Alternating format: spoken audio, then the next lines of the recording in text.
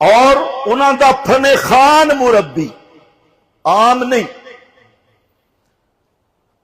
اس میں آ کے دسا میں کراچی دے مولویاں کول گیا، پشاور دے مولویاں کول گیا، لاہور دے مولویاں کول گیا، دبئی دے مولویاں کول گیا، فلاں گیا، بڑی اس کہانی سنائی. اگدے سوال میرا ایک کے لمبے چوڑے سوال نہیں، ایک ہی سوال ہے، اس سوال دا جواب تسی دے دو میں مسلمان ہو جاتا. صرف ایک سوال اسے کیتا، اور اے انہاں دا طریقہ تبلیغ ہے. سوال اے کیتا کہ حضرت عیسیٰ علیہ السلام دا نزول تسی بھی مندے ہو کہ حضرت عیسیٰ علیہ السلام قرب قیامت نازل ہو سک، تے آگدے آپ دے بعد ایک نبی تساں بھی مننا. اور ذرا سمجھے اگر سمجھ سکتے ہیں تسی بھی آجو حضرت عیسیٰ علیہ السلام دا نزول ہو سی، اور اسی بھی نبی پاک دے بعد ایک نبی مندے آ، ایک تسی مندے ہو ایک اسی مندے آ. اسی آدھے آ کہ جیڑا او عیسیٰ دا نزول ہومنا ہے نا او مسیح مسیح ہے، اور او ساڈا حضرت مرزا قادیانی لعنت اللہ علیہ.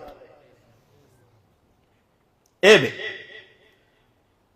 سوال ہے بے کہ ایک نبوت تسی منو تے تسی ختم نبوت نو منن والے، تے ایک نبوت اسی مننا نبی پاک دے بعد تے اسی ختم نبوت دے منکر کہیں. سوال سمجھ گئے؟ میں کہ بڑا اچھا ہے، یہ سوال تو تاں کر رہے ہیں کہ تینوں ختم نبوت دا معنی نہیں آتا. حضرت عیسیٰ نو نبوت نبی پاک تو پہلے ملی ہے یا بعد؟ اور ختم نبوت دا معنی کہ آخر من نبیا.